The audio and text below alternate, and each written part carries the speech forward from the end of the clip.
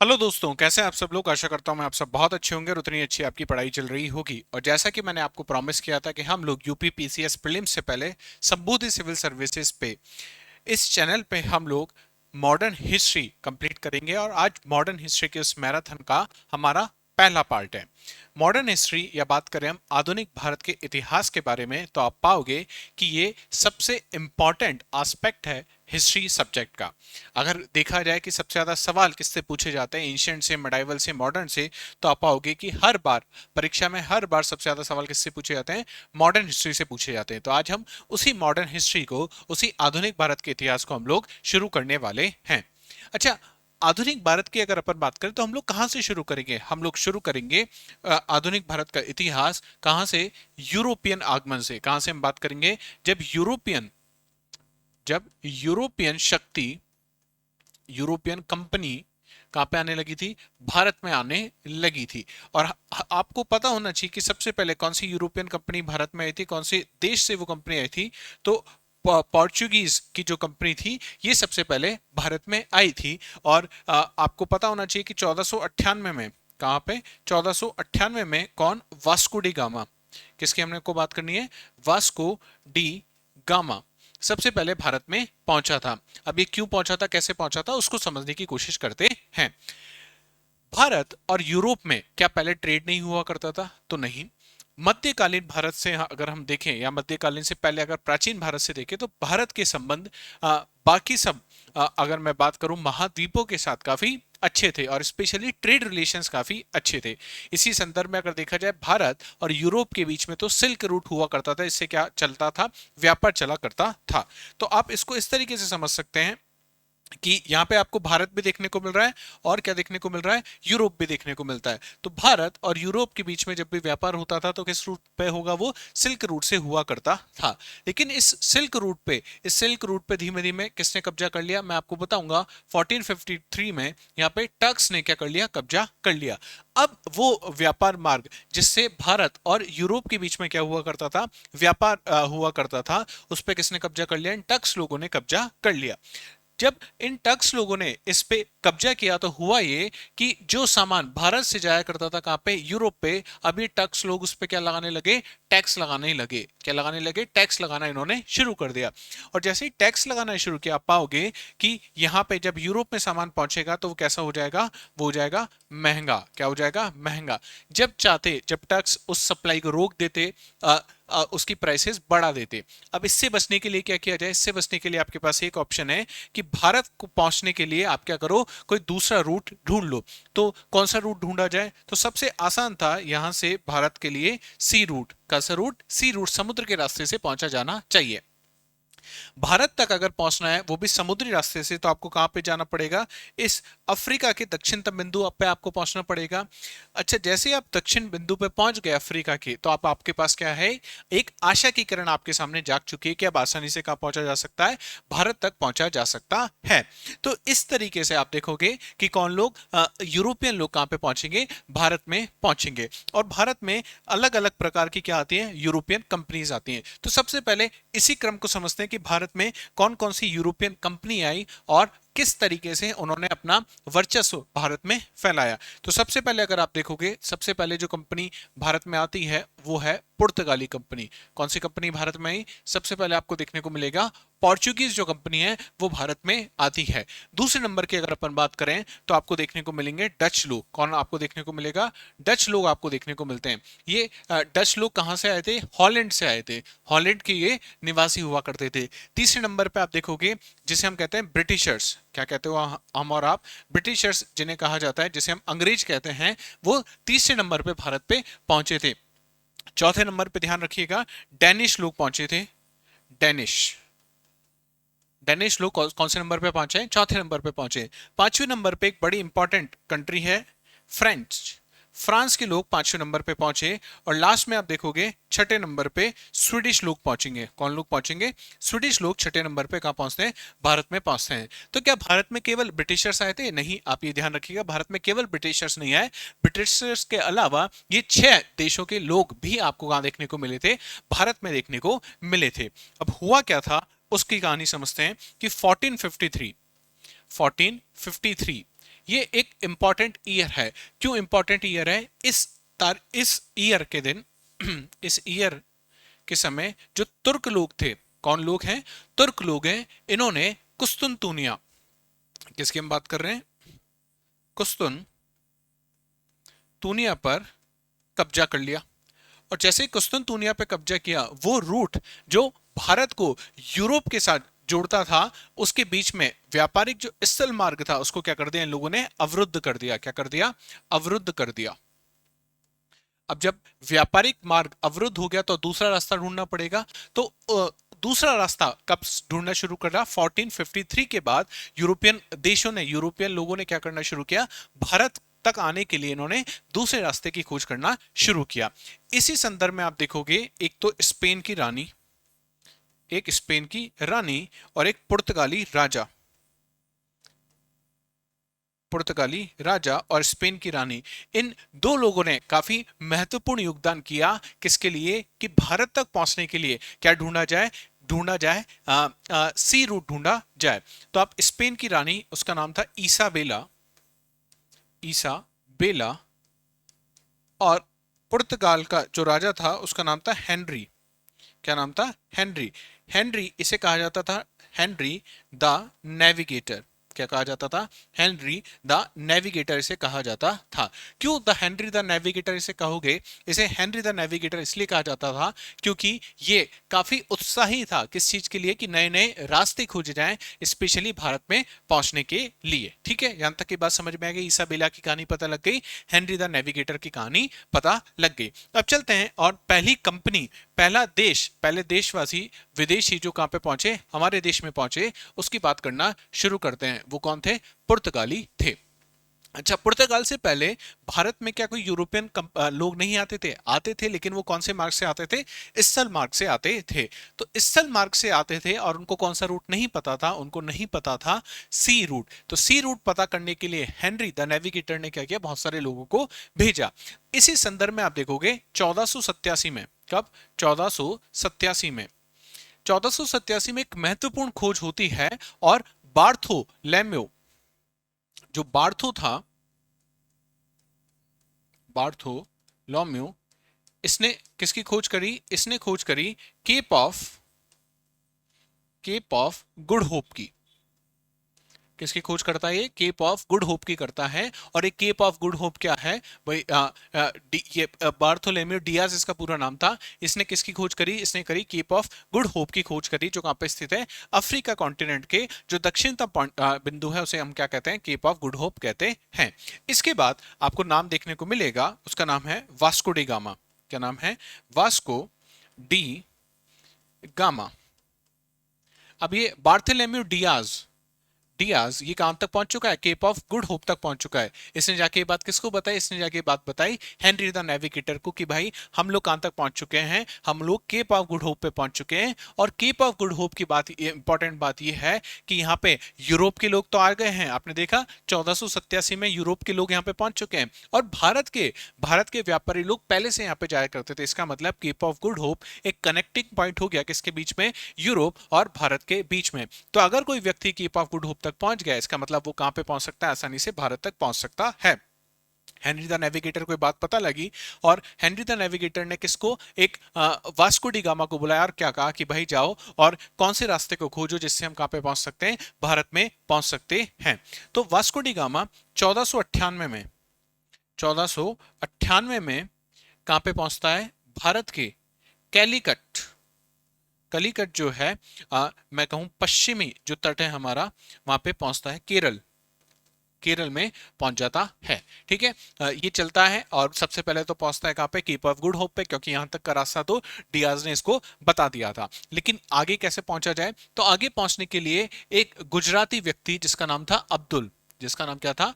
अब्दुल नामक जो व्यक्ति था, इसने किसको गाइड किया? इसने गाइड किया वास्को डी गामा को। और वास्को डी गामा कहां पे पहुंच गया? भारत में पहुंच गया। कहां पे पहुंच गया? भारत में पहुंच गया। तो ये कहा जा सकता है कि भाई पहला वो व्यक्ति, पहला पुर्तगाली जो भारत की धरती पे पहुंचा, और कौन से रास्ते से पहुंचा? सी रूट से पहुंचा। उसका नाम क्या था? उसका नाम था वास्को डी गामा। ठीक है, अच्छा, वास्को डी गामा को भारत तक पहुंचने के लिए करीब 90 दिन का समय लगा। कितने दिन का समय लगा? 90 दिन का इसको समय लगता है। ठीक है, वास्को डी गामा ने जब भारत में आके किसका व्यापार किया, स्पेशली मसाले का व्यापार किया। किसका व्यापार किया, मसाले का व्यापार किया। अब आप कहोगे साहब यूरोपियन लोग मसाले के लिए इतना इंटरेस्टेड क्यों थे, भारत में किस लिए आ रहे थे, मसाले के लिए आ रहे थे। तो इन लोगों को क्या खाना है, इन लोगों को खाना है मीट। क्या खाना है, मीट खाना है। और मीट को क्या करना होता है, प्रिजर्व करना होता है। क्या करना है, प्रिजर्व करना है। अब उस समय फ्रिज तो नहीं है, तो प्रिजर्व कैसे रखा जाए, तो प्रिजर्व रखने के लिए इनको चाहिए थे क्या, स्पाइसेस। क्या चाहिए थे, स्पाइसेस। उसमें भी आप देखोगे ब्लैक पेपर, जो काली मिर्च होती है, उसका बड़ा क्रेज कहां पे मिलेगा आपको, यूरोप में देखने को मिलेगा। ये कहा जाता है कि जिस दिन वास्को डी गामा पुर्तगाल से निकला, तो वहां पे चर्चों में लोगों ने प्रार्थना करी। और क्या प्रार्थना करी कि हे ईसा मसीह, ये जो वास्को डी गामा जो पुर्तगाल से निकल रहा है, इसको क्या मिल जाए, इसको भारत पहुंचने का रास्ता मिल जाए, इसको भारत मिल जाए, ताकि वहां से क्या ला सके, वहां से काली मिर्च ला सके। और जब वास्को डी गामा भारत आया, तो उसको कितना प्रॉफिट होता है, 60 टाइम्स, 60 गुना प्रॉफिट होता है। ये बात किसको पता लगी, बाकी सारे पुर्तगालियों को भी पता लगी कि साहब वास्को डी गामा कहां गया था, भारत गया था। और भारत से जब वो आया, तो उसको क्या मिला, उसको 60 गुना प्रॉफिट मिला। इसको देखते हुए और व्यक्ति भी कहां पे इंटरेस्टेड हो गए, भारत में आने के लिए इंटरेस्टेड हो गए। कहां पे इंटरेस्टेड हो गए, भारत में आने के लिए इंटरेस्टेड हो गए। इसके बाद जो भारत में आता है व्यक्ति, उसका नाम है कैब्राल। क्या नाम है, कैब्राल। ये भारत में आता है, और ये भी कहां से आता है, पुर्तगाल से आता है। पेड्रो अल्वारेज कैब्राल इसका पूरा नाम था। और ये दूसरा पुर्तगाली है, कौन सा है नंबर का, सेकंड पोर्चुगीज है, जो कहां पहुंचता है, भारत में पहुंचता है। और ये कब पहुंचता है, 1500 में भारत में पहुंच जाता है। और एक बात समझो कि भारत है, भारत में इन लोगों को क्या लेना है, इन लोगों को स्पाइसेस भारत से कहां लेके जाने हैं, इंडिया से, इंडिया से पुर्तगाल लेके जाना है। कहां से लेके जाना है, इंडिया से पुर्तगाल इनको क्या लेके जाना है, स्पाइसेस लेके जाने। अच्छा, इंडिया में इनको बहुत जगह खरीदारी करनी पड़ेगी, और खरीदारी करके ये सब स्पाइसेस को कहां पे लेके आएंगे, ये सब स्पाइसेस को एक जगह लेके आएंगे, जो कहां पे होगी, बंदरगाह के पास होगी, पोर्ट के पास होगी। तो क्यों ना इस पोर्ट के पास एक ऐसा वेयर हाउस बना दिया जाए, जहां पे सारे स्पाइसेस क्या किए जा सके, स्टोर किए जा सके। तो यहाँ पे पोर्ट के पास यहाँ पे इन्होंने क्या बनाया, एक स्टोरेज हाउस बनाया, एक वेयर हाउस बनाया। और उस वेयर हाउस को ये लोग क्या बोलते हैं, उस वेयर हाउस को ये बोलते हैं फैक्ट्री। क्या बोलते हैं, फैक्ट्री। ये ऐसी फैक्ट्री जिसमें कोई उत्पादन नहीं हो रहा है, यहाँ पे केवल क्या हो रहा है, यहाँ पे आप पाओगे केवल स्टोरेज हाउस की जैसे काम कर रहा है। तो 1503 में, कब, 1503 के आस 1503 में पुर्तगाली पहली फैक्ट्री स्टैब्लिश करते हैं। और कहां स्टैब्लिश होती है ये, कोचिन में स्टैब्लिश होती है। कहां पे स्टैब्लिश होती है, कोचिन, केरला में स्टैब्लिश हो जाती है। तो पहला वास्को डी गामा आया, और उसके बाद कैब्राल आया। कैब्राल ने क्या काम किया, कैब्राल ने पहली पुर्तगाली फैक्ट्री स्टैब्लिश करी, कहां पे, केरल में। ठीक है। इसके बाद आता है Francisco de Almeida. Francisco de Almeida Bharat में पहुंचता है। अब फ्रांसिस्को डी अल्मेडा जब भारत में आता है, इसको एक उपाधि दी जाती है, और क्या कहा जाता है, ये भारत में आने वाला पुर्तगाल का पहला क्या है, गवर्नर है। क्या है ये, पहला गवर्नर है, जो कहां से आया, पुर्तगाल से आया है। और 1505 में, कब, 1505 में ये भारत पहुंचता है। अब साहब इसे गवर्नर क्यों कह रहे हैं, और गवर्नर की पोस्ट क्यों क्रिएट की गई। अब आप समझो, भारत में लोग हैं, भारत के इस तट पे, कौन से तट पे, पश्चिमी तट पे लोग ज्यादा एक्टिव है, स्पेशली केरल वाले इलाके में। ठीक है। यहाँ पे हर जगह से क्या खरीद कर रहे हैं, व्यापार खरीद रहे हैं, व्यापार कर रहे हैं, मसाले खरीद रहे हैं, और अपनी फैक्ट्री में लाके जमा कर रहे हैं। अब जब व्यापार करना है, तो बहुत सारे नेगोशिएशंस आपको करने पड़ेंगे। कोई ऐसा समझदार व्यक्ति होना चाहिए जो सारे नेगोशिएशन कर सके। अगर किसी लोकल व्यक्ति से लड़ाई हो गई, तो वो सारी चीजें भी इसको आनी चाहिए। तो फ्रांसिस्को डी अल्मेडा को एक पोस्ट दे दी गई, और वो पोस्ट क्या थी, गवर्नर की पोस्ट थी, ताकि ये सारे काम कौन संभाल सके, फ्रांसिस्को डी अल्मेडा संभाल सके। ठीक है। यहां तक कहानी समझ में आ गई। 1505 पे हम लोग पहुंच चुके हैं। अब चलते हैं 1509। 1509 में एक व्यक्ति आता है, जिसका नाम है अल्फांसो डी अल्बुकर्क। क्या नाम है, अल्फांसो डी अल्बुकर्क। ये भारत में कब आता है, 1509 में आता है। अब क्या ये भी कोई आम इंसान था, नहीं, ये द्वितीय पुर्तगाली गवर्नर है। ये कौन है, सेकंड पोर्चुगीज गवर्नर है, जो कहां पे आया है, इंडिया में आया है। कहां पे आया है, इंडिया में पहुंचा है। ठीक है। ये कहा जाता है ऐसे कि पुर्तगाली साम्राज्य का जो वास्तविक संस्थापक है, ये क्या है, पुर्तगाली साम्राज्य का वास्तविक वास्तविक संस्थापक किसे कहा जाता है? वास्तविक संस्थापक है साहब, अल्बुकर्क।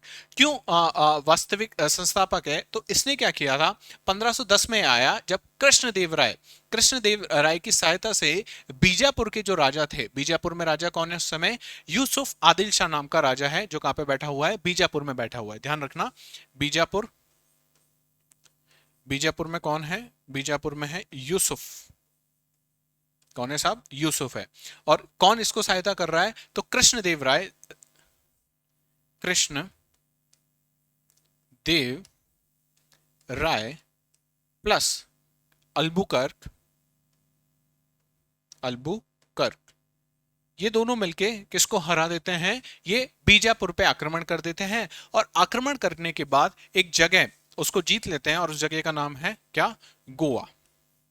तो अब गोवा किसने जीत लिया है? अल्बुकर्क ने जीत लिया है। किसकी सहायता से जीत लिया है? ये सहायता करी थी कृष्णदेव राय ने। किसके अगेंस्ट में करी थी? यूसुफ आदिल शाह, जो कहां पे बैठा हुआ है? बीजापुर में बैठा हुआ है। उससे युद्ध होता है, और इस युद्ध में अल्बुकर्क क्या कर लेता है? गोवा को जीत लेता है। पुर्तगालियों ने भटकल में विजयनगर की सहायता से एक दुर्ग की स्थापना कर ली। अब भटकल कहां पर स्थित है? भटकल है कर्नाटक में। तो अब आप देख रहे हो कि गोवा पहले से कैप्चर कर चुके हैं, और कर्नाटक में कौन सी जगह है साहब? भटकल। कहां पर है? कर्नाटक में। कर्नाटक में इन्होंने क्या कर लिया? एक फोर्ट बना लिया, एक दुर्ग बना लिया, अपना एक किला इन्होंने बना लिया है। किसने बनाया? ये पोर्चुगीज ने बनाया है। किसने बनाया है? पोर्चुगीज ने अपना एक किला कहां पे बना लिया है? ये बना लिया है भटकल कर्नाटक में। और इसमें सहायता कौन कर रहा है? अभी हमने देखा कृष्णदेव राय, इसका मतलब विजयनगर, विजयनगर जो साम्राज्य है, विजयनगर के जो लोग हैं वो सहायता कर रहे हैं। ठीक है, यहां तक समझ में सारी कहानी आ गई। तो इसलिए जब गोवा को जीता, इसलिए इसे क्या कहा जाता है? ये वास्तविक संस्थापक है किसका? पुर्तगालियों का भारत में। इसके बाद आता है नीनो दा कुना। ठीक है, नीनो दा कुनहा। अब ये कुना जब आता है तो ये भी किस पोस्ट में आता है? ये भी गवर्नर की पोस्ट में आता है, और ये पुर्तगालियों का तीसरा गवर्नर है, थर्ड गवर्नर है। इंपॉर्टेंट है ये बात, ध्यान रखना कौन कौन से गवर्नर हैं और वो कब कब आते हैं। इन्होंने क्या किया? अभी तक जो महत्वपूर्ण केंद्र था वो क्या था? कैलीकट हुआ करता था। 1530 तक आते आते इस नीनो डी कुना ने 1530 में किसको अपना मेन सेंटर बना लिया? गोवा को क्या बना लिया इन्होंने? पुर्तगालियों का मुख्य केंद्र बना लिया है। क्या बना लिया है? गोवा को मुख्य केंद्र इन्होंने बना लिया है। ठीक है, यहां तक हमें सारी बात समझ में आ गई कि अब भारत में अगर पुर्तगालियों से मिलना है आपको, तो कहां जाना पड़ेगा? आपको गोवा में जाना पड़ेगा। इतना बड़ा एम्पायर, और इस समय आप देख रहे हो कि हम लोग बात कर रहे हैं 1400 के आसपास की, 1500 के आसपास की। तो उत्तर भारत में आपको कौन देखने को मिलेगा? उत्तर भारत में आपको देखने को मिलेंगे मुगल, और इंपॉर्टेंट मुगल शासक आपको देखने को मिलेंगे। तो ये किस तरीके से अपना इतना बड़ा साम्राज्य स्टेब्लिश कर पाने भारत में, इसके लिए पुर्तगालियों ने कुछ नीतियों का अनुसरण किया था। तो इनकी कौन कौन सी नीतियां थी उसको समझते हैं। तो सबसे पहले आपको देखने को मिलेगी यहां पे नीले पानी की नीति। नीले पानी की, ध्यान, इसको कहा जाता है ब्लू वाटर पॉलिसी। क्या कहा जाता है? ब्लू वाटर पॉलिसी कहा जाता है। नीले पानी की नीति, ब्लू वाटर पॉलिसी। इन्होंने कहा कि साहब लैंड पे तो पावरफुल कौन है? यहाँ पे मुगल हैं। हम क्या करेंगे? हम पानी में, स्पेशली इंडियन ओशन में सबसे बड़ी शक्ति कौन बन गया? पुर्तगाल ही बन गया। इसे कौन लेके आया था? तो फ्रांसिस डी अल्मेडा जो था वो ये सबसे पहले कौन सी पॉलिसी लेके आया था? ब्लू वाटर पॉलिसी लेके आया था।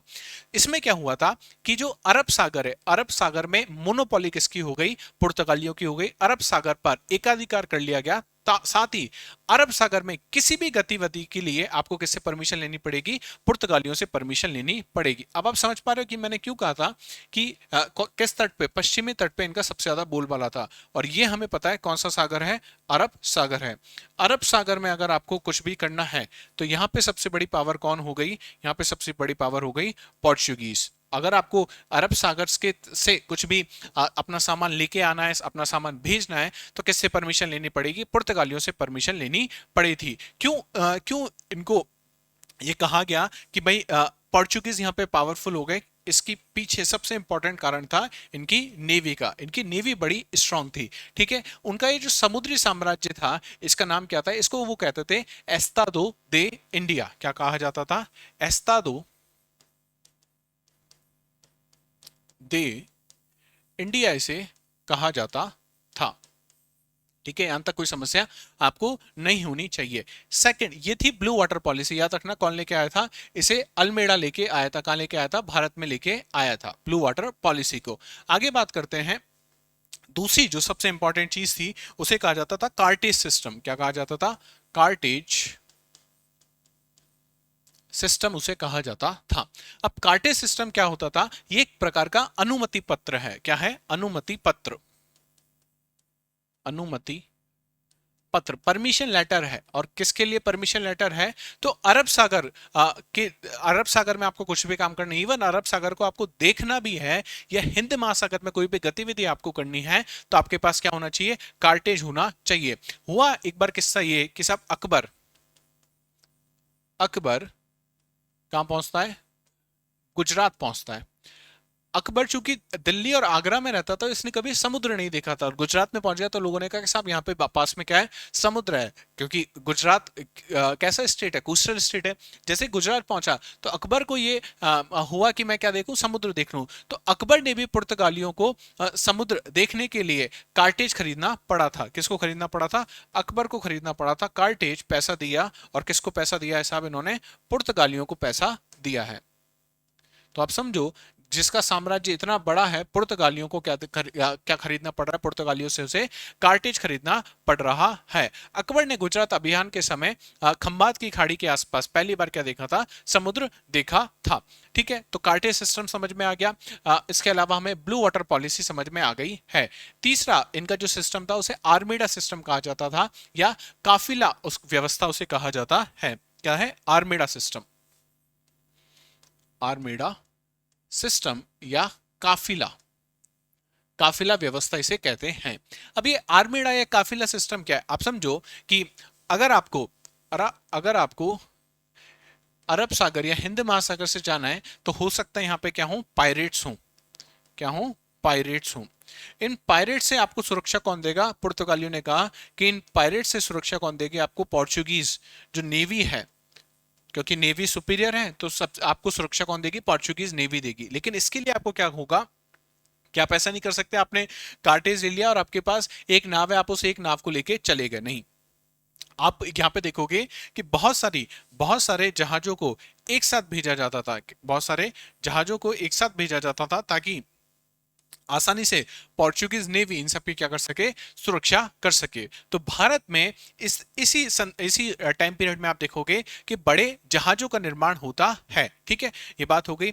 तो इनके तीन सिस्टम हम समझ चुके हैं, आर्मेडा सिस्टम, कार्टेज सिस्टम और ब्लू वाटर पॉलिसी। क्या इसके अलावा भी पुर्तगालियों ने कुछ किया? तो आप देखोगे पुर्तगाली क्या करते हैं, या कोई भी यूरोपियन शक्ति जब भारत में आई थी तो उनका जो मोटिव था उस मोटिव को कहा जाता है 3G। कौन सा मोटिव था? 3G मोटिव है। आजकल तो 5G का जमाना है, लेकिन उस समय जब यूरोपियन कंपनी भारत में आ रही थी तो उनका मोटिव क्या था? 3G मोटिव हुआ करता था।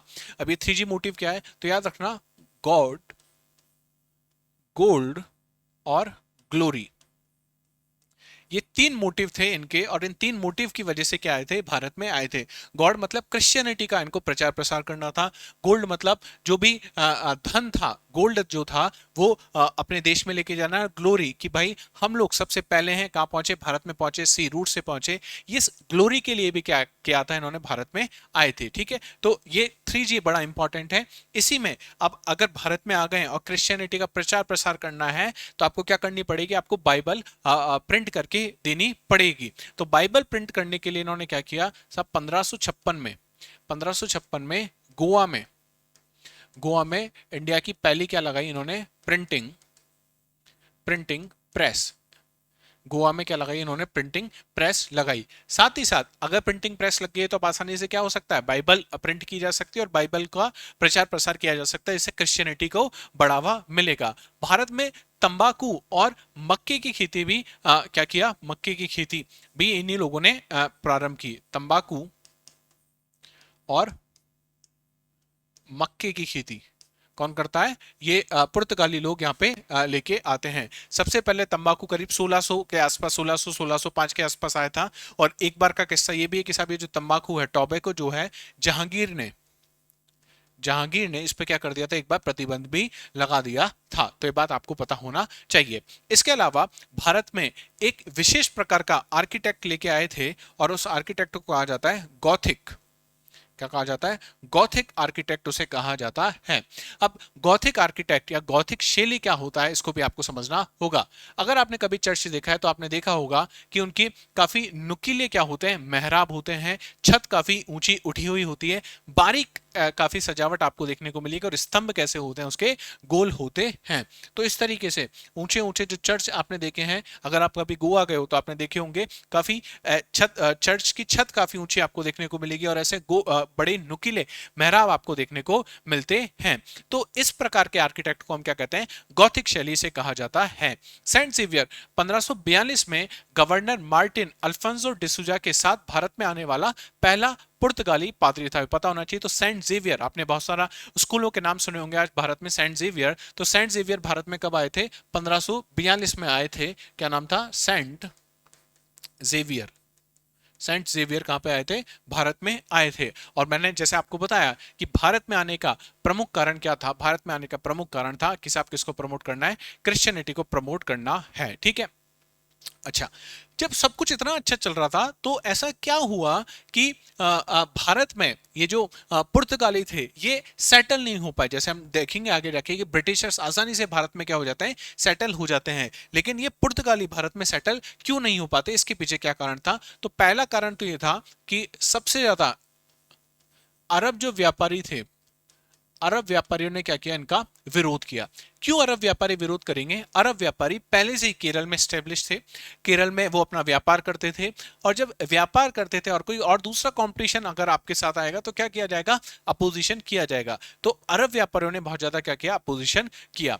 दूसरी चीज ये हुई कि इन्होंने, पुर्तगालियों ने, ब्राजील जो दक्षिणी अमेरिका में मिलेगा, ब्राजील में इन्हें क्या मिल गई, सोने की खान मिल गई, बहुत सारी सोने की खानें इन्हें क्या मिल गई ब्राजील में। तो इनका ज्यादा ध्यान कहां पे हो गया, इनका ज्यादा ध्यान होगा ब्राजील में। तीसरा, धार्मिक असहिष्णुता। ये शब्द काफी न्यूज में भी था कुछ समय पहले। असहिष्णुता की नीति किन्होंने अपनाई, इन पुर्तगालियों ने अपनाई।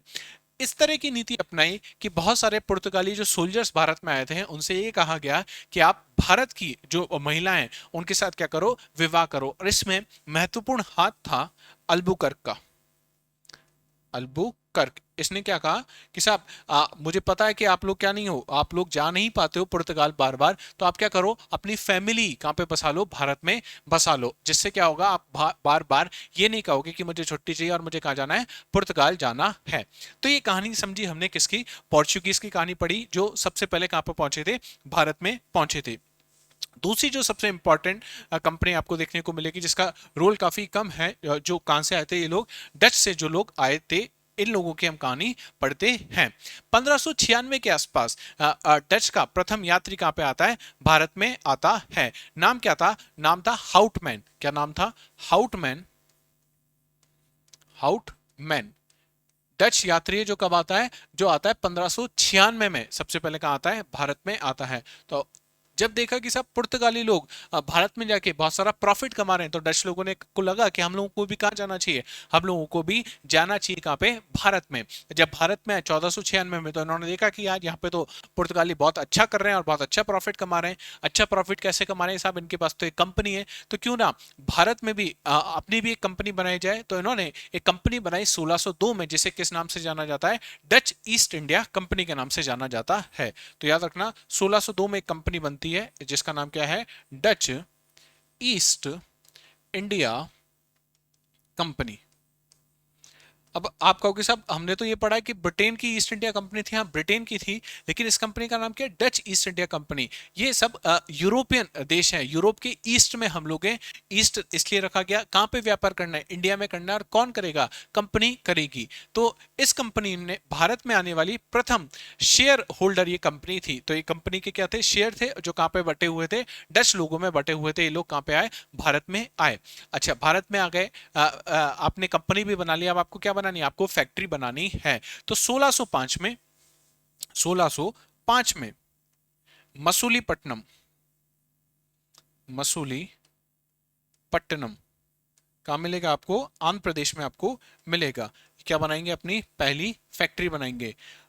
याद करो कोचीन में पहली फैक्ट्री किसने बनाई थी? तो कोचीन में पहली फैक्ट्री बनाई थी पोर्चुगीज लोगों ने।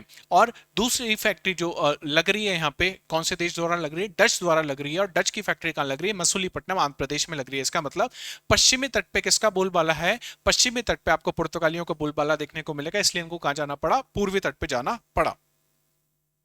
अच्छा, भारत में आ गए और भारत का जो सबसे बड़ा ट्रेड सेंटर है वो कौन सा है? बंगाल है। तो सबसे इंपॉर्टेंट फैक्ट्री कहाँ लगानी पड़ेगी आपको? बंगाल में लगानी पड़ेगी। तो इसी संदर्भ में आप देखोगे 1653 में, 1653 में बंगाल में एक जगह जिसको कहा जाता है चिनसुरा। चिनसुरा कहाँ मिलेगी आपको?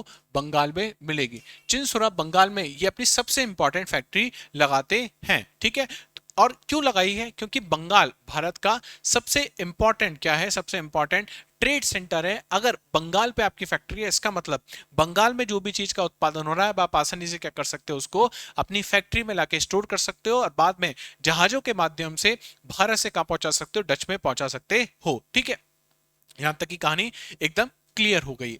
अच्छा, डच लोगों के साथ बाद में एक युद्ध होता है त्रावणकोर, जो जगह थी त्रावणकोर के राजा और डच लोगों के बीच में एक युद्ध होता है जिसे कहा जाता है कोलाचल का युद्ध। क्या कहा जाता है? कोलाचल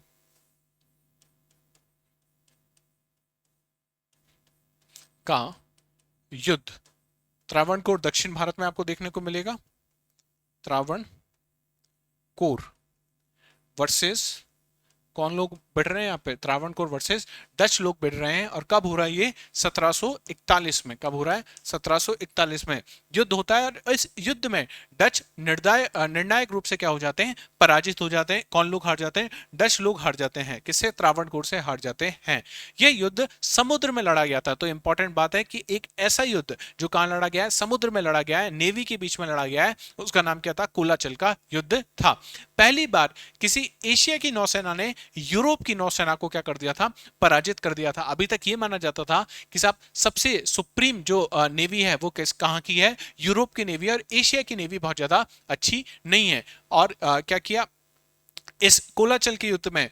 ये जो मिथ था इसको तोड़ दिया गया। ठीक है, यहां तक आपको सारी बातें समझ में आ गई होंगी। ठीक है, इसके बाद हमें पता है कि सबसे इंपॉर्टेंट पावर तो कौन बन जाएगा आगे आने वाले टाइम पे? ब्रिटिशर्स बन जाएंगे। ब्रिटिशर्स के साथ 1459 में, 1459 में, 1441 में भी युद्ध हो रहा है त्रावणकोर के साथ। अब 1459 में बैटल ऑफ बेदारा होता है। बेदारा का युद्ध होता है। बेदारा का युद्ध। और किस किस के बीच में हो रहा है? ध्यान रखना, British versus Dutch. British versus Dutch लोगों के बीच में ये युद्ध हो रहा है। यहां पे आप देखोगे कि डचों को ब्रिटिश लोग जो हैं वो पूरी तरीके से हरा देंगे और भारत में डचों की चुनौती यहां पे क्या हो जाती है? समाप्त हो जाती है। साथ ही साथ आप पाओगे डच लोग भारत छोड़ के कहां चले जाते हैं? इंडोनेशिया चले जाते हैं। इंडोनेशिया चले जाते हैं, जिसे कहा जाता है आइलैंड ऑफ स्पाइसेस जिसे कहा जाता है। इंडोनेशिया चलेगा और वहां पे क्या करना शुरू कर दिया इन्होंने? व्यापार करना शुरू कर दिया। किसका? मसाले का व्यापार शुरू कर दिया। ठीक है, और इस समय याद रखना ब्रिटिश की तरफ से जो गवर्नर था, ब्रिटिश की तरफ से जो गवर्नर था उसका नाम बड़ा इंपॉर्टेंट है। वो इस युद्ध में कौन था? Robert Robert Clive. बहुत बार ये नाम पढ़ोगे तो ध्यान रखना, रॉबर्ट क्लाइव। जो लोमड़ी है वो रॉबर्ट क्लाइव आपको यहाँ पे देखने को मिलेगा। ठीक है, तो यहां पे हमने देखा कि कैसे 1759 तक आते आते जो डच जो कंपनी थी उसकी पूरी तरीके से भारत से क्या कर दी गई? छुट्टी कर दी गई। ठीक है, यहां तक आपको समझ में आ गई होगी। अब बात करते हैं जो सबसे इंपॉर्टेंट हमारे लिए है, वो है ब्रिटिशर्स। कौन है? ब्रिटिशर्स। पूरा भारत का आधुनिक इतिहास में हमको आगे इन्हीं के बारे में पढ़ना है, पर एक बार एक कंपनी के बारे में हम पढ़ लेते हैं कि कैसे ब्रिटिश हुकूमत अपने बाशिंदों को कहाँ भेजती है? मुगल दरबार में भेजती है। और कैसे धीमे धीमे वो ट्रेड राइट लेते हैं मुगल शासकों से और अपनी फैक्ट्री स्टैब्लिश करते हैं। तो सबसे पहले जो भारत में आया था उसका नाम था जॉन मिडेन हॉल। कौन आया है? John Hall, Maiden Hall. ये भारत में पहुंचता है। तो अब भारत आने वाला प्रथम अंग्रेजी यात्री कौन था? जॉन मिडेन हॉल था। ठीक है, कब आया? 1599 में ये भारत पहुंचता है। और क्या ये समुद्री मार्ग से आया था? तो नहीं, ये बात ध्यान रखना, जब ये 1599 में भारत में पहुंचा तो ये सड़क मार्ग से, मतलब स्थल मार्ग से कहां पहुंचा था? भारत में पहुंचा था। प्रथम अंग्रेज जिसकी मृत्यु भी कहां हो गई थी? भारत में हो गई थी। ठीक है, जॉन मिडेल हॉल आया। इसके बाद 31 दिसंबर, 31 दिसंबर, और ये ईयर कौन सा था? 1600 पे हम लोग पहुंच चुके हैं। ठीक है, 1600 के 1600 सॉरी 1660 नहीं, 1600, 1600 में न्यू ईयर की पार्टी चल रही थी। न्यू ईयर की पार्टी में एक निर्णय लिया गया कि हम लोग क्या बनाएंगे, अब अंग्रेज ईस्ट इंडिया कंपनी की स्थापना की गई। 31 दिसंबर को अंग्रेज east India company, east India company बन जाती है।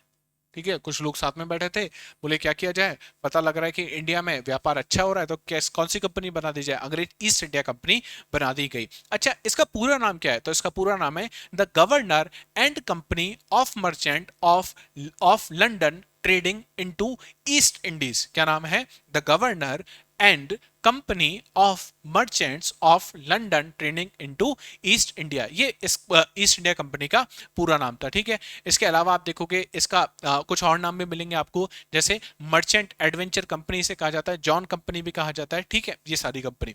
अच्छा, ये ईस्ट इंडिया कंपनी जो थी, इसमें आपको उस समय जब इनिशियली जब बनी थी तो कितने शेयर होल्डर हैं इसके? 217 शेयर होल्डर आपको देखने को मिलते हैं। इसका मतलब ये ईस्ट इंडिया कंपनी कैसी कंपनी है? एक निजी कंपनी है, ये अभी सरकारी कंपनी नहीं है। ठीक है, 31 दिसंबर को ये निर्णय तो ले लिया कि साहब हम क्या बनाएंगे, ईस्ट इंडिया कंपनी बनाएंगे, और ये कहां पे जाके व्यापार करेगी? ये व्यापार करेगी भारत में जाके। अगर भारत में जाना है तो पहले किससे परमिशन लेनी पड़ेगी? भारत में जाने से पहले खुद की क्वीन या किंग की परमिशन लेनी पड़ेगी। उस समय ब्रिटेन में जो क्वीन थी, उनका नाम है क्वीन एलिजाबेथ, क्वीन एलिजाबेथ। और ये क्वीन एलिजाबेथ फर्स्ट है ना, सेकंड जिनकी अभी डेथ हुई थी, उससे पहले भी क्वीन एलिजाबेथ थी। फर्स्ट जो थी, इन्होंने कंपनी को भारत में व्यापार का क्या कर दिया? एकाधिकार दे दिया, मोनोपोली दे दी, लाइसेंस दे दिया। और कितने साल के लिए दे दिया? कंपनी को क्या दे दी साहब? मोनोपोली दे दी कि आप अकेली ब्रिटेन की कंपनी होंगे जो कहां जाके क्या करोगे? भारत में जाके व्यापार करोगे। और कितने साल के लिए मोनोपोली दे दी गई? 1500 साल के लिए 15 साल के लिए मोनोपोली दी गई। और बाद में इसी को एक्सटेंड करके कितने साल कर दिया? 20 ईयर्स। तो 20 साल के लिए मोनोपोली मिल गई, किसको? ईस्ट इंडिया कंपनी को क्या कर सकते हैं? भारत में आके व्यापार कर सकते हैं। तो आगे आप देखोगे कि 1813 का जब चार्टर एक्ट आएगा तो आप ये जो भी एकाधिकार जो दिए गए थे, इस एकाधिकार को क्या कर दिया जाता है? समाप्त कर दिया जाता है। ठीक है, और बाद में हम पढ़ेंगे कि 1833 का जो चार्टर एक्ट है, उसमें तो चाय को पहले एकाधिकार दिया गया था। 1813 में 1833 आते आते चाय का एकाधिकार भी क्या कर दिया? समाप्त कर देते हैं। ठीक है, अब ईस्ट इंडिया कंपनी के लोग कहां पे आ गए? इंडिया में आ गए, व्यापार करना शुरू करा। लेकिन व्यापार जितना अच्छा होना चाहिए था उतना अच्छा हो नहीं पा रहा था। तो क्या किया जाए? सब राजा से बात करी जाए। अब राजा से राजा अच्छी तरीके से बात कर सकता है। तो उस समय क्वीन एलिजाबेथ के आप बात देखोगे, राजा वेल्स, ये राजा वेल्स दो राजदूतों को, कितने राजदूतों को? दो राजदूतों को कहां भेज देते हैं? भारत भेज देते हैं। और क्यों भारत भेज रहे हैं? कि साहब हम आसानी से क्या करना चाहते हैं? व्यापार करना चाहते हैं। और ये किसके दरबार में पहुंचते हैं? जहांगीर के दरबार में पहुंचते हैं। किसके दरबार में पहुंचेंगे? जहांगीर के दरबार में पहुंचते हैं। ठीक है, कौन भेज रहा है? क्वीन जो किंग वेल्स जो फर्स्ट है वो भेज रहा है। मुगल बादशाह जहांगीर के दरबार में कितने राजदूत भेज रहा है? दो राजदूत भेज रहा है। पहला जो राजदूत है, जो सब हमारे लिए इंपॉर्टेंट है, उसका नाम है कैप्टन हॉकिंस। नाम इंपॉर्टेंट है, याद रखना, कैप्टन हॉकिंस। कैप्टन हॉकिंस ये पहुंचते हैं, कहां पे पहुंचते हैं? भारत पहुंचते हैं, और सी रूट से पहुंचते हैं। सी रूट से जब पहुंचते हैं, जिस जहाज में आए थे उस जहाज का नाम है हेक्टर। शिप का नाम क्या है? हेक्टर शिप उसे कहा जाता है।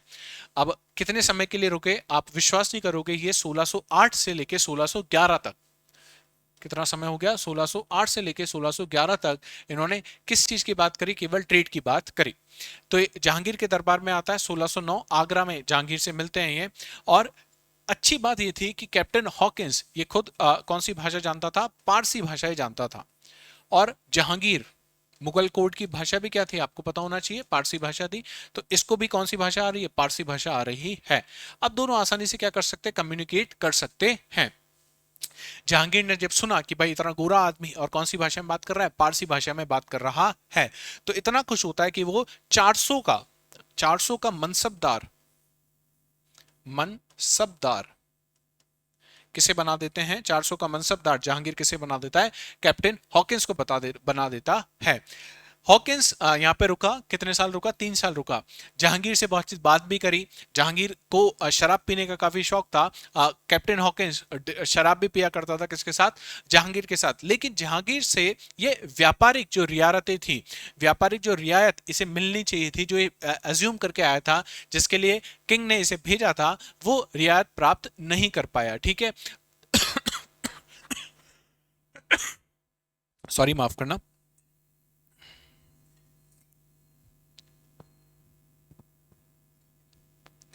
तो जो रियायत जिसकी एक्सपेक्टेशन करके कौन आया है, कैप्टन हॉकिंस आया है, वो कैप्टन हॉकिंस उन रियायतों को नहीं मिल पाया। 3 वर्ष तक आगरा में रुकता है, 3 वर्ष बाद आगरा से चला जाता है। ठीक है, 1615 में भारत में दूसरा राजदूत आता है, और उस दूसरे राजदूत का नाम है थॉमस रॉ। क्या नाम है, थॉमस रॉ। ये भी कौन है, ये दूसरा राजदूत है। पहला हॉकिंस है और दूसरा थॉमस रो है। ठीक है, ये 1615 में भारत में पहुंचता है, और 1615 में जब ये भारत में पहुंचता है, इसको पता लगता है, कब पहुंचा, 1615 में पहुंचा। 1616 में जहांगीर, कहां मिलता है इसको, जहांगीर मिलता है इसको अजमेर।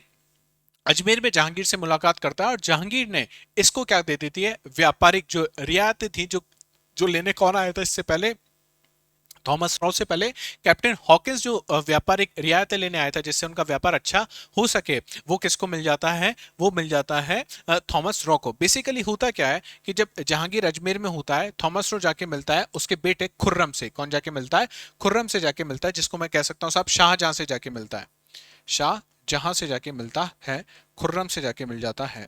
और खुर्रम को जब ये पता लगता है कि आप थॉमस रॉ को क्या करना है, इंडिया में ट्रेड करना है, तो वास्तव में ये जो रियायत जो किसको मिली है, इस थॉमस रॉ को मिली है। ये जितने भी सपोर्ट है वो कौन करता है, इसका शाहजहां करता है। यहां पे सपोर्ट हो गया।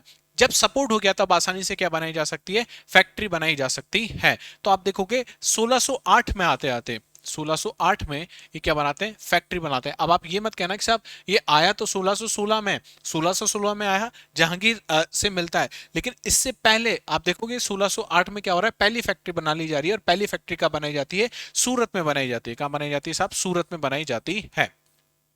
सूरत में जब फैक्ट्री बनाई, तो ये बनाई किसने, तो नाम याद रखिएगा, हेनरी मिडल्टन। क्या नाम था, हेनरी, हेनरी मिडल टन ये व्यक्ति था, इसने क्या बनाई, फैक्ट्री बनाई। हेनरी मिडल्टन ने फैक्ट्री तो बना दी, लेकिन सूरत के व्यापारियों ने इतना विरोध किया कि कंपनी को क्या करना पड़ा, फैक्ट्री बंद करनी पड़ी। तो यहां 1616 से पहले भी फैक्ट्री तो बन गई थी, वेयर हाउस तो इन्होंने बना लिया, स्टोरेज हाउस, लेकिन सूरत के व्यापारियों ने इतना विरोध करना पड़ा, विरोध किया, और इनको क्या करना पड़ा, कंपनी को अपनी फैक्ट्री बंद करनी पड़ी। ठीक है, दूसरी फैक्ट्री लगानी है। अब दूसरी फैक्ट्री, अब भाई सूरत मतलब इस तट पे, पश्चिमी तट पे तो अब आपकी बात नहीं बन रही है, तो आपको कहां जाना पड़ेगा, आपको जाना पड़ेगा दूसरे तट पे।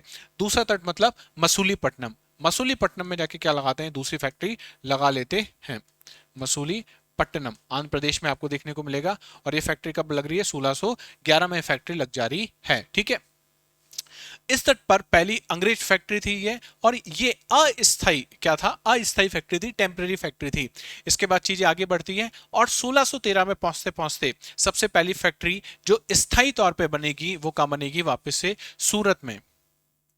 सूरत, सॉरी माफ कीजिएगा, सूरत में क्या करते हैं, अपनी फैक्ट्री लगा लेते हैं। सूरत में 1613 में आते आते अपनी फैक्ट्री स्टैब्लिश कर ली है, और ये पहली परमानेंट फैक्ट्री आपको देखने को मिलेगी जो ब्रिटिशर्स क्या बनाएंगे, भारत में बनाते हैं। 1632 में आते आते गोलकुंडा के सुल्तान ने इनको क्या दे देते हैं, गोल्डन फरमान दे दिया जाता है, और इसके तहत मात्र 500 पगोड़ा, पगोड़ा उस समय का सिक्का था, 500 पगोड़ा साल के देके क्या कर सकते हैं, व्यापार कर सकते हैं, कहां पे, गोलकुंडा में। तो हुआ ये कि 1632, ये इंपॉर्टेंट ईयर है, ठीक है, 1632 क्या मिल रहा है साहब?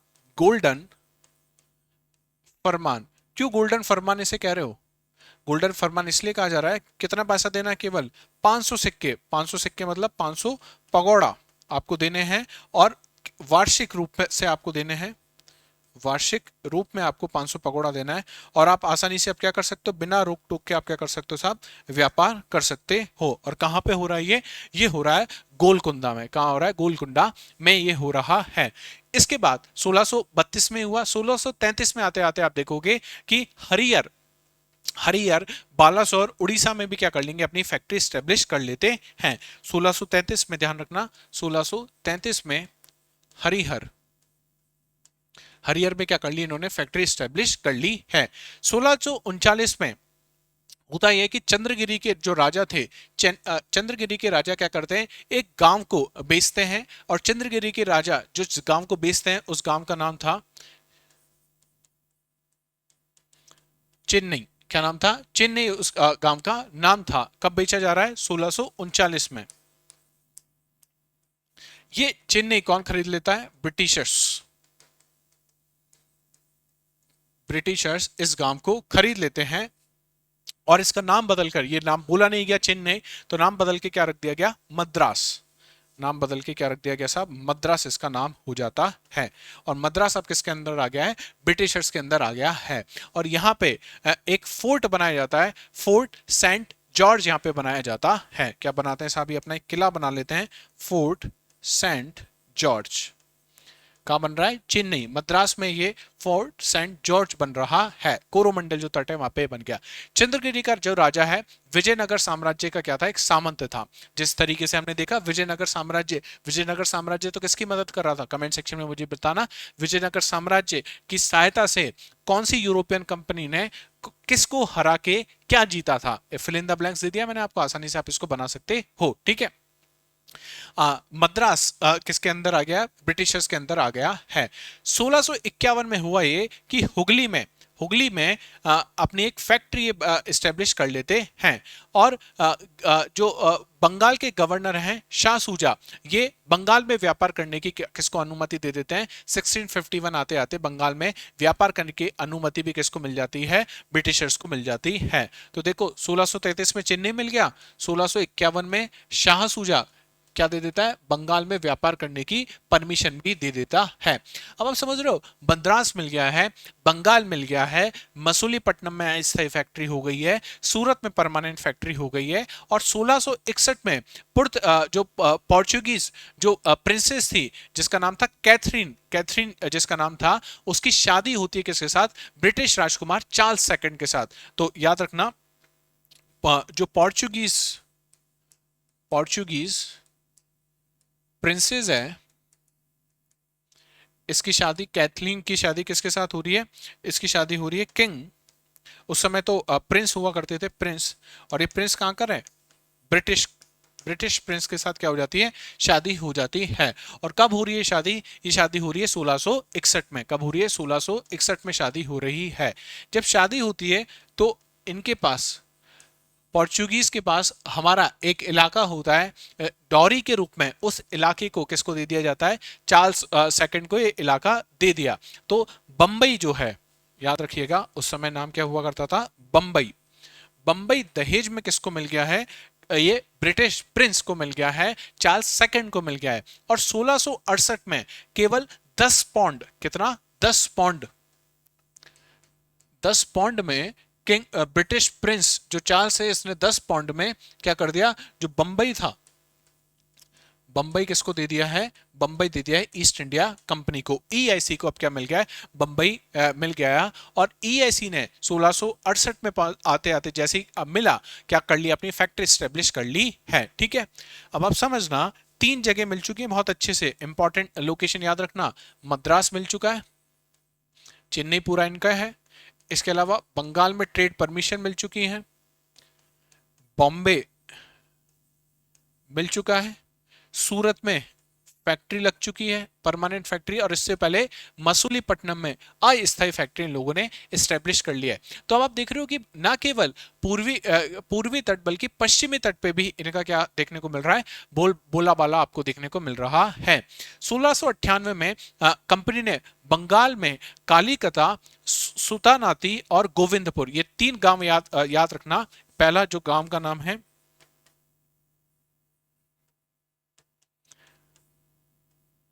कालीकता, ये पहला नाम है। दूसरा है सुतानाती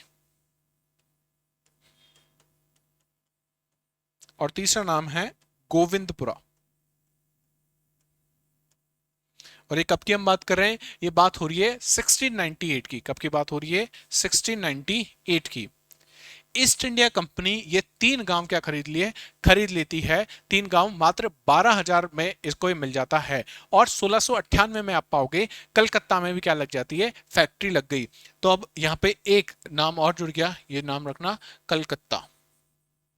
तो बंगाल जिसके पास आ गया है, जो इंडिया का ट्रेड सेंटर है, वहां पे अब आपने क्या बना ली है, फैक्ट्री बना ली है। बंगाल में अगर फैक्ट्री बन गई है, मद्रास में फैक्ट्री बन गई है, बॉम्बे में फैक्ट्री बन गई है, तो अब आप देख रहे हो कि आसानी से पूरा बिजनेस क्या हो सकता है, आसानी से चलाया जा सकता है। इसी बीच में 1717 जब आता है तो जॉन सरमैन, याद रखना 1717 जॉन सरमैन, जॉर्ज सरमैन के नेतृत्व में एक व्यापारी मंडल किसके पास जाता है, बहादुर मुगल बादशाह था फारूक सियार, उसके पास पहुंचता है। फारूक सियार की उस समय ठीक नहीं होती है तबीयत, तो उस समय जॉन सरमैन है, इसके साथ 2 लोग और जाते हैं। पहले का नाम है डॉक्टर विलियम हैमिल्टन। क्या नाम है, डॉक्टर विलियम हैमिल्टन, डॉक्टर साहब है ना, डॉक्टर विलियम हैमिल्टन।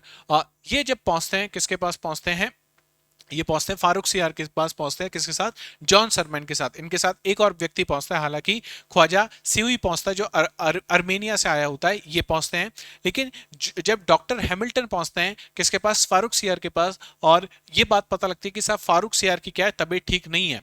तो डॉक्टर हैमिल्टन किसकी तबीयत दवाई कर देते हैं, वो दवाई करते हैं फारूक सियार की, और जिससे फारूक सियार का क्या हो जाता है, उपचार हो जाता है। फारूक सियार इस बात से काफी खुश होता है। जैसे ही फारूक सियार खुश होता है, फारूक सियार बहुत सारी व्यापारिक जो रियायतें हैं वो किसको देता है, ब्रिटिश इंडिया कंपनी को दे देता है। अब कौन कौन सी व्यापारिक रियायतें दी हैं उसको समझते हैं। पहली रियायतें दी कि केवल 3,000 रुपए में, कितने, 3,000 रुपए में जो कंपनी है ईस्ट इंडिया कंपनी, ये क्या कर सकती है, बंगाल का व्यापार कर सकती है। तो 3,000 रुपए में क्या मिल गया, पूरे बंगाल का व्यापार मिल गया। पूरे बंगाल का मतलब है साहब आज का उड़ीसा, आज का पश्चिमी बंगाल, आज का बांग्लादेश और असम, ये इतना बड़ा हिस्सा केवल कितने रुपए में मिला, 3,000 रुपए में मिल गया है। ठीक है। दूसरी जो रियायत मिली वो मिली कि साहब केवल 10,000 रुपए में क्या कर सकते हो साहब, सूरत का जो बंदरगाह है, सूरत बंदरगाह पर आप कंपनी क्या कर सकती है, व्यापार कर सकती है, केवल 10,000 रुपए में, ध्यान रखना। तीसरा, कंपनी बॉम्बे की जो टकसाल है, बॉम्बे टकसाल, अब टकसाल में क्या बनते हैं, टकसाल में बनते हैं साहब सिक्के। तो बॉम्बे टकसाल के सिक्कों की क्या कर दी गई, मान्यता दे दी गई मुगल बादशाह फारूक सियार द्वारा। साथ ही साथ कंपनी कलकत्ता के आसपास क्या कर सकती है, भूमि खरीद सकती है। कलकत्ता के आसपास भूमि खरीदने की परमिशन भी किसे मिल गई है। अब आप सोचो, केवल 3,000 रुपए में आपने सूरत का व्यापार दे दिया, 3,000 रुपए में आपने क्या कर दिया, बंगाल का व्यापार दे दिया, 10,000 रुपए में सूरत का व्यापार दे दिया है। कंपनी को टकसाल के सिक्के की मान्यता दे दी है, भाई बॉम्बे टकसाल के जो सिक्के हैं पूरे मुगल जो किंगडम है उसमें चल सकते हैं। साथ ही साथ कंपनी कलकत्ता के आसपास क्या कर सकती है, भूमि खरीद सकती है। इतनी सारी रियायतें मिल गई कि अब ये बिल्कुल स्वाभाविक था कि कंपनी को क्या करेगा, कंपनी आगे आसानी से ग्रो कर सकती है। इसलिए इस फारूक सियार के इस जो रियायतें दी गई, व्यापारिक रियायतें दी गई, इसे क्या कहा जाता है, कंपनी के लिए मैग्ना कार्टा इसे कहा जाता है। क्या कहा जाता है, मैग्ना कार्टा। ये ध्यान रखना कि मैग्ना कार्टा क्या है, 1700 17 में फारूक सियार ने ये जो सब चीजें दी, किसको दी? ईस्ट इंडिया कंपनी को दी। इससे बात एकदम पक्की हो गई कि आगे कौन सी कंपनी जाएगी, आगे ब्रिटिश की ईस्ट इंडिया कंपनी क्या पहुंचेगी, आगे पहुंचेगी। और उनको जब ये राइट्स दे दिए गए तो इन राइट्स को क्या नाम दिया गया? इस राइट्स को नाम दिया गया साहब मैग्ना कार्टा। ये बात करी हमने ब्रिटिशर्स की। ब्रिटिशर्स के बाद हमको पता है कौन आए थे? डेनिश लोग। कहां पे आए? भारत में आए। डेनिश लोग बहुत ज्यादा दिनों तक आपको देखने को नहीं मिलेंगे। 1616 में आते हैं, डेनिश ईस्ट इंडिया कंपनी की स्थापना करते हैं। कब आते हैं साहब? 1616 में आते हैं और डेनिश ईस्ट इंडिया कंपनी की बनाते हैं यहाँ पे, जिसका मुख्य केंद्र होता है बंगाल में। और बंगाल में उस जगह का नाम था श्री रामपुर। श्री रामपुर आपको कहां देखने को मिलेगा साहब? बंगाल में देखने को मिलेगा, जो इनका प्रमुख केंद्र होता है।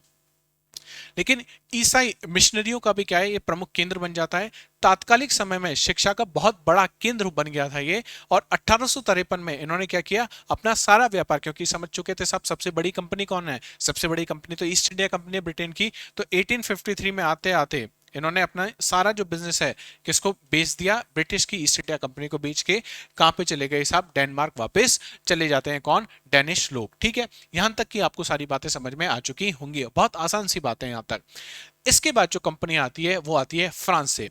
अब आप ये समझो जैसे एक कॉन्टिनेंट में दो अपोजिट पावर्स आपको देखने को मिलेगी, उसी समय ऐसी ही पावर आपको देखने को मिलती है यूरोप में, ब्रिटेन और फ्रांस। ब्रिटेन और फ्रांस ये दोनों किसके लिए लड़ रहे थे कि साहब सबसे ऊपर कौन है। इन्होंने पूरे विश्व को क्या कर रखा था? अपनी कॉलोनी कर रखी थी कि साहब इस लाइन के इधर आपको ब्रिटेन की कॉलोनी देखने को मिलेगी और लाइन की दूसरी तरफ आपको फ्रेंच कॉलोनी देखने को मिलेगी। पूरे विश्व को बांटा हुआ था। और ये माना जाता था कि जिसकी सबसे ज्यादा कॉलोनी है वो सबसे ज्यादा क्या है? सर्वोच्च है। जब सब लोग यूरोप की पावर कहां पे आ रही है? इंडिया में आ रही है। तो 1664 में राजा लुई जो 14 है उसके वित्त मंत्री होते हैं, जिनका नाम है कॉलबर्ट। कॉलबर्ट ने क्या किया? फ्रांसीसी ईस्ट इंडिया कंपनी की स्थापना की जाती है। कब की जा रही है? 1664 में फ्रांसीसी ईस्ट इंडिया कंपनी की फ्रांसीसी ईस्ट इंडिया कंपनी की 1664 में फ्रांस ईस्ट इंडिया कंपनी की स्थापना की जा रही है। और राजा कौन है साहब? लुइस 14 राजा है। वित्त मंत्री का नाम क्या है? वित्त मंत्री का नाम है कॉलबर्ट। ठीक है, ये राजा एस्टेब्लिश कर रहा है। राजा एस्टेब्लिश कर रहा है, इसका मतलब ये जो कंपनी बनी है फ्रेंच ईस्ट इंडिया कंपनी, ये कैसी कंपनी है? ये गवर्नमेंट कंपनी है। और ब्रिटेन की जो ईस्ट इंडिया कंपनी, मैंने आपको बताया था कि साहब उसके 217 शेयर होल्डर हैं। इसका मतलब वो कैसे कंपनी है? एक प्राइवेट कंपनी है। ये भारत में आएंगे और भारत में हम देखेंगे कि 1668 में क्या करेंगे? पहली फैक्ट्री लगाएंगे सूरत में। इस समय पूरा विश्व, आप पूरे विश्व में जहां जहां पे आपको ब्रिटेन और फ्रांस देखने को मिलेंगे, इसका मतलब उन दोनों के बीच में क्या होगी? सर्वोच्च, कौन सर्वोच्च है इसके लिए लड़ाई होगी। क्या वो लड़ाई भारत में भी होगी? ये हम आगे देखेंगे कि किस तरीके से भारत में आने के बाद ये दोनों बड़ी पावर ब्रिटेन और फ्रांस लड़ती हैं। इसके बीच में युद्ध होते हैं और ये युद्ध एट लास्ट खत्म होता है बैटल ऑफ वॉन्डीवॉश के बाद। और बैटल ऑफ वॉन्डीवॉश के बाद आप देखोगे जो फ्रेंच पावर है वो भारत से चली जाएगी और या फिर एक छोटे से स्थान पे क्या रह जाएगी? सीमित रह जाएगी। और उसके बाद जो सारा खेल होगा वो किसका होगा? ब्रिटेन का होगा। उम्मीद करता हूं यहां तक की सारी बातें आपको समझ में आई होंगी। फ्रांस की कहानी हम लोग हमारी नेक्स्ट क्लास में शुरू करेंगे। ठीक है, तो क्लास अच्छी लगी तो प्लीज कमेंट सेक्शन में बताइएगा। सेशन को लाइक, शेयर और चैनल को सब्सक्राइब करना ना भूलें। ये नोट्स जो हैं, जो पीछे आपको देखने को मिल रहे हैं, ये और भी अच्छे फॉर्मेट में, हैंड रिटन फॉर्मेट में मैं आपको कहा दे दूंगा।